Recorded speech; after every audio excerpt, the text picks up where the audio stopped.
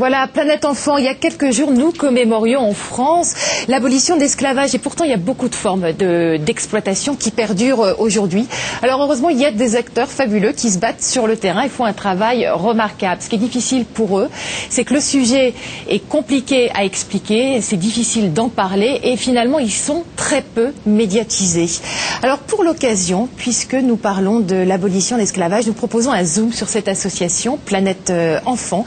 C'est une petite association et pourtant elle seule, elle a réussi à déployer un plan d'envergure nationale contre l'exploitation des femmes et des enfants au Népal. Et c'est un modèle qui a inspiré Gérard Klein, qui est venu avec la présidente. Honneur aux femmes. Bonjour Valérie Cabane.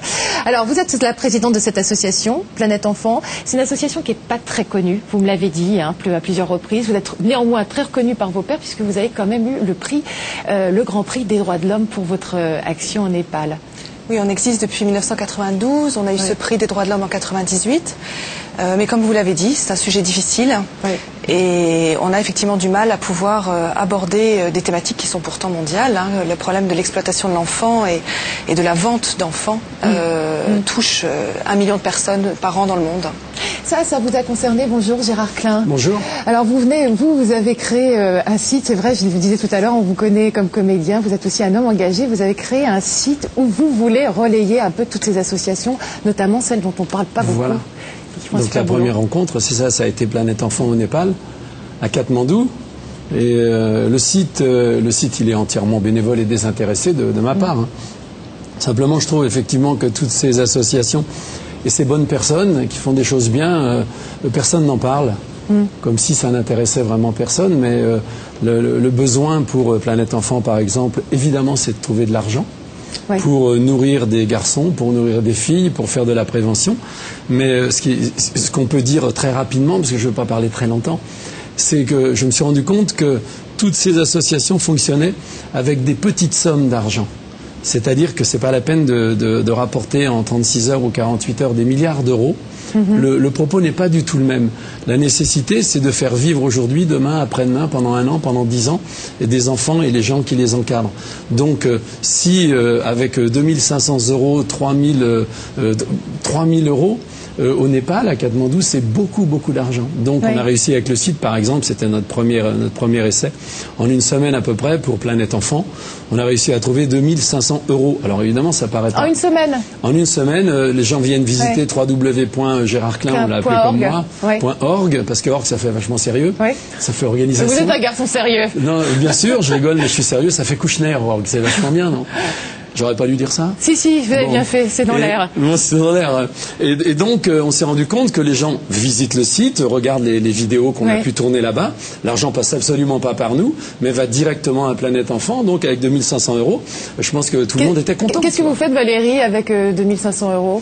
Il faut savoir que la prise en charge d'un enfant coûte 50 euros par mois, par exemple. 50 euros par mois. Quand je dis prise en charge, ça veut dire soutien médical, psychologique, scolarisation, activité, hébergement.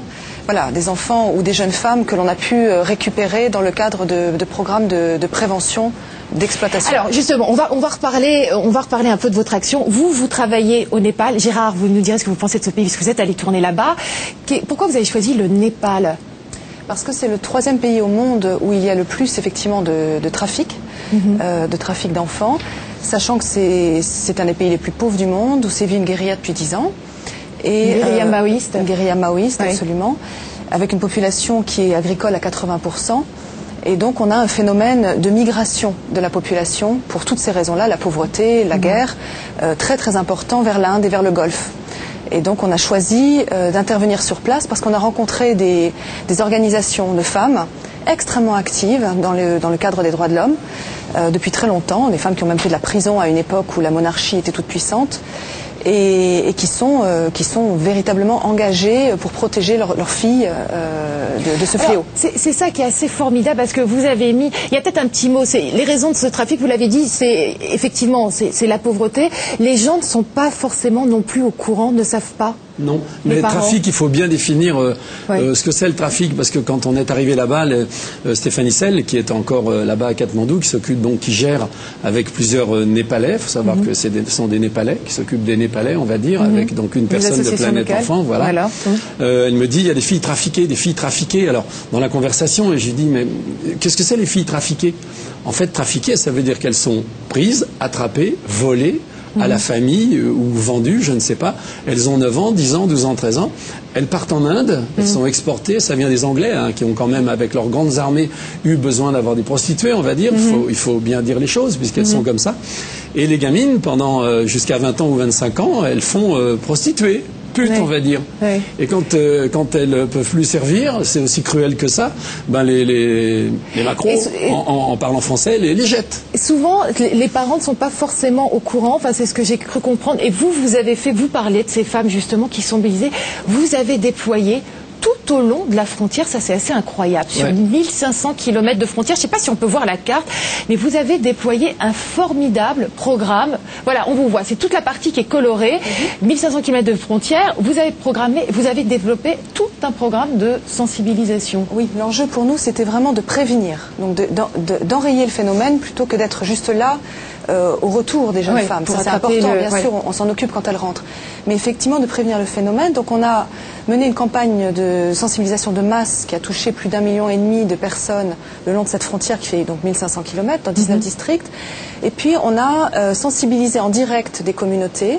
On a touché près de 70 000 personnes de cette façon-là, qui sont des relais directement dans les villages, qui sont des villages cibles pour les trafiquants, qui sont donc des relais d'information auprès des familles victimes, potentiellement victimes, et puis qui sont des vigies. C'est-à-dire que toutes ces personnes, et ce sont des femmes en majorité, on a formé 70 000 activistes de cette façon-là, ont un contact auprès des ONG que l'on soutient pour prévenir en cas de disparition d'un enfant, éviter la disparition d'un enfant quand elle voit qu'une famille rentre vraiment dans un cercle infernal de pauvreté, quand le mari est parti travailler en Inde, quand la femme est malade, etc. Voilà. Donc, alors, on travaille comment? On travaille en envoyant donc des troupes de théâtre de rue qui partent directement dans les villages, mimer des scènes, parce qu'il faut bien comprendre que 60% de la population n'est pas alphabétisée, il n'y a pas de route, il n'y a pas de télévision, et donc il faut toucher les gens qui sont analphabètes et qui ne sont courants de rien. Donc on les touche par le théâtre, on les touche par des panneaux géants, on les touche par la radio aussi, j'ai vu. Vous avez développé des émissions de radio? Oui, on a développé une émission de radio hebdomadaire qui passe sur 14 stations FM en 7 langues différentes. Pour 7 langues? Oui, pour toucher toutes les ethnies. C'est un système de caste au Népal, donc il est vraiment important de toucher les ethnies, les intouchables, les Dalits, qui sont vraiment le bas de la société et qui sont bien évidemment les premières victimes. Et puis on a essayé de prévenir en alphabétisant aussi toutes les jeunes femmes que l'on trouvait dans ces villages. Donc on a alphabétisé plus de 7000 femmes en 3 ans par exemple. D'accord. Et il y a surtout ces femmes dont vous parliez, c'est extraordinaire parce que c'est vrai, on le sent, il y a cette mobilisation des femmes. Il y a ces femmes vigies au sein des communautés et qui vont alerter dès qu'il y a... Donc vous avez vraiment déployé un vrai réseau.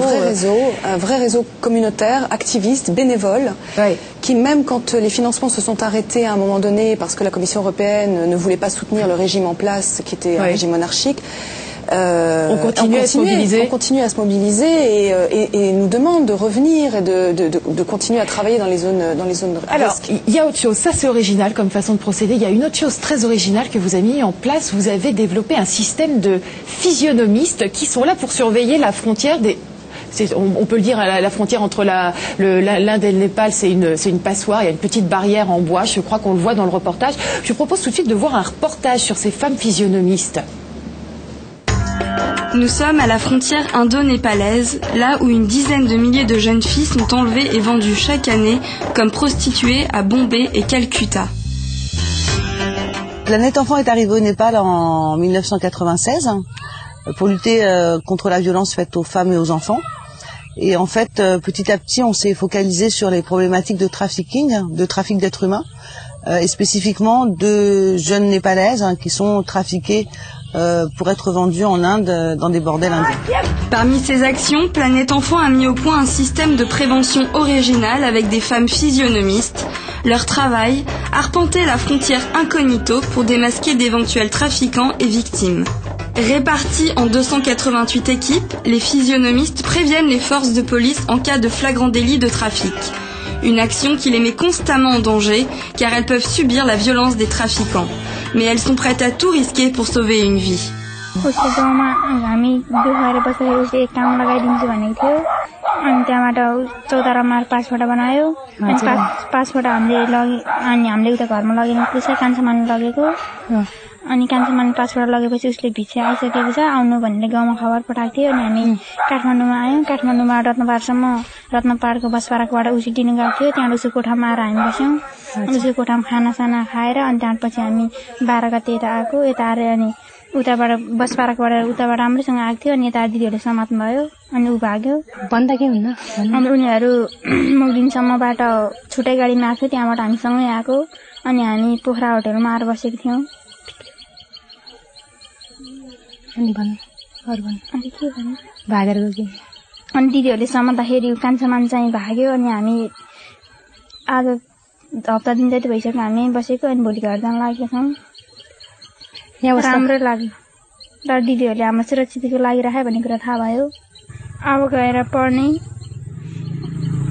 अनि आफ्नो घरमा भएको बुवा आमाहरूको आफमा गएर बस्ने अब C'est aussi avec des jeux de rôle que l'association mène des actions de prévention dans des centres de réinsertion. Ici, les victimes aspirent à retrouver une vie normale. D'ailleurs, plusieurs victimes aujourd'hui hébergées dans ces centres espèrent devenir elles aussi physionomistes. Vous avez intercepté combien de victimes potentielles comme ça qui ont échappé aux griffes des trafiquants avec ce système des physionomistes? Alors, on en a intercepté directement 350. On nous en a référé 350, donc ça fait 700 en tout. Oui. Mais il faut aussi comprendre que ces physionomistes ont un rôle véritablement d'information à la frontière. Il y a des milliers de gens qui passent tous les jours et elles doivent repérer les jeunes femmes, les jeunes couples, les enfants seuls. Parce que ce sont ces personnes-là en général qui sont à risque, qui ne sont pas des gens qui circulent à la frontière pour aller faire leurs courses en Inde. Il faut comprendre, c'est une frontière libre, vous l'avez vu. Donc c'est vraiment un travail d'information quotidien et on a dû prévenir de cette façon-là des migrations sauvages par milliers, à mon avis. Par milliers. Qu'est-ce que ça vous inspire? Parce que ça, c'est vraiment un système unique au monde, hein, de ce système des physionomistes que vous avez mis en place.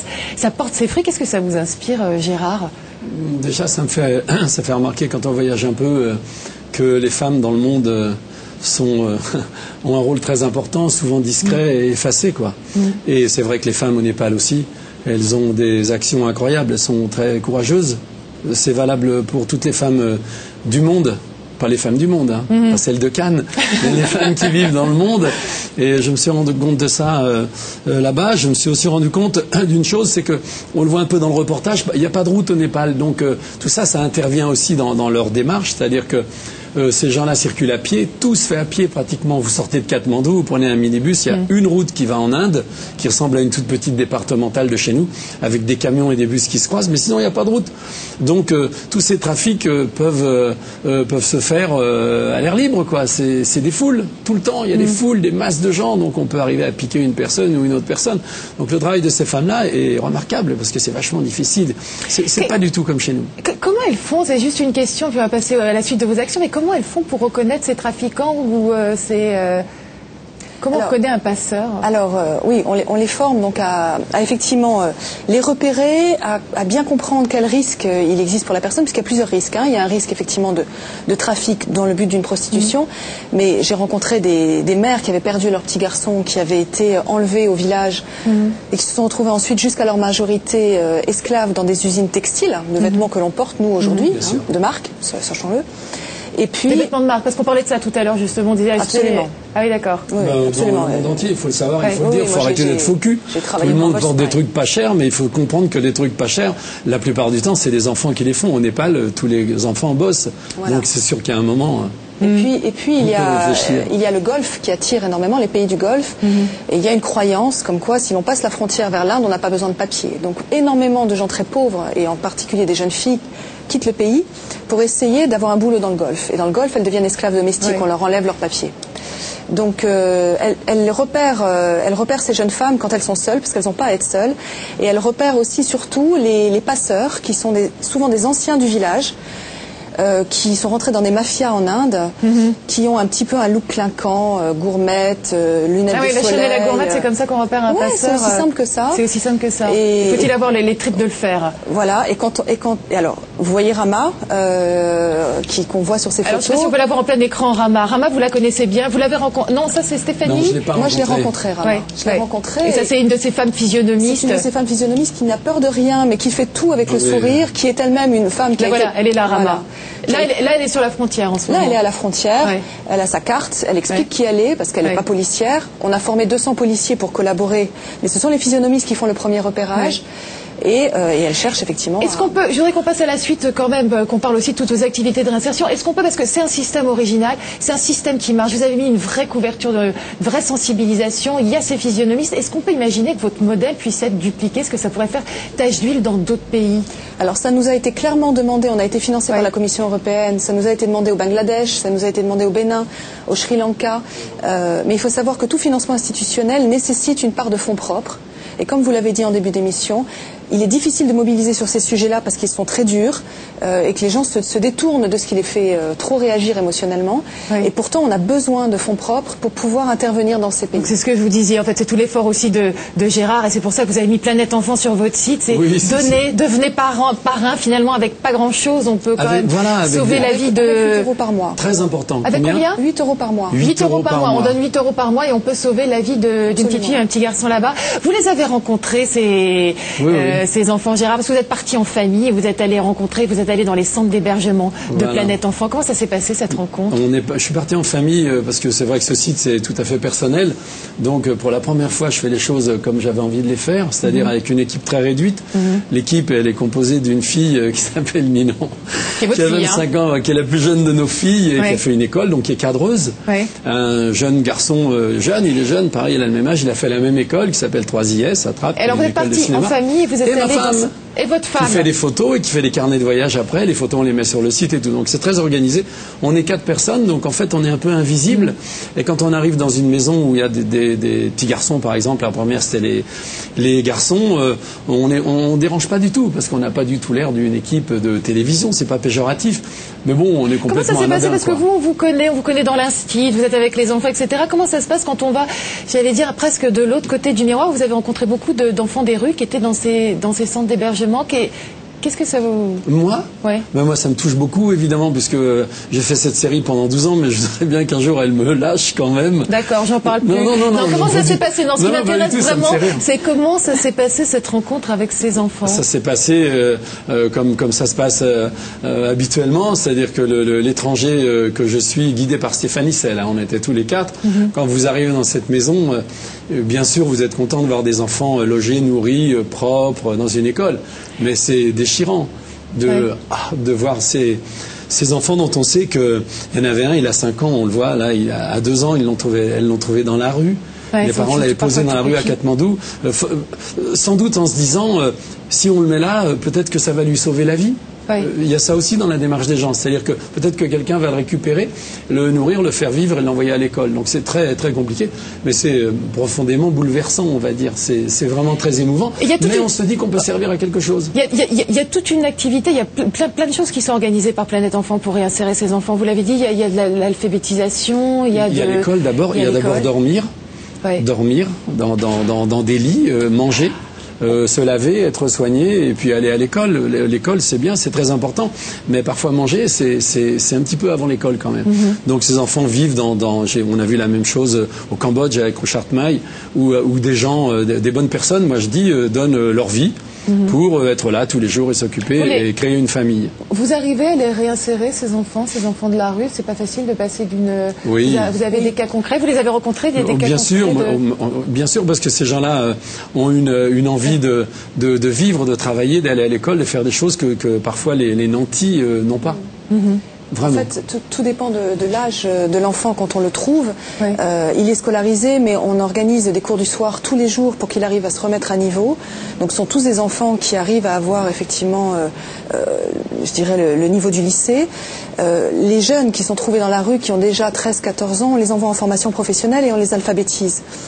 Donc ce sont effectivement si vous voulez, c'est comme une famille, c'est un foyer où il y a des mamans de substitution qui vivent là tous les jours. C'est un vrai refuge. C'est un vrai refuge, donc ils sont soutenus. C'est mieux qu'un refuge, c'est-à-dire que quand les enfants sont là, nous on assiste à chaque fois la cuisine, la femme fait la cuisine, bon c'est assez rapidement fait en fait, il y a une espèce de réchaud par terre, puis il y a une grande gamelle avec du riz, avec un petit peu de trucs.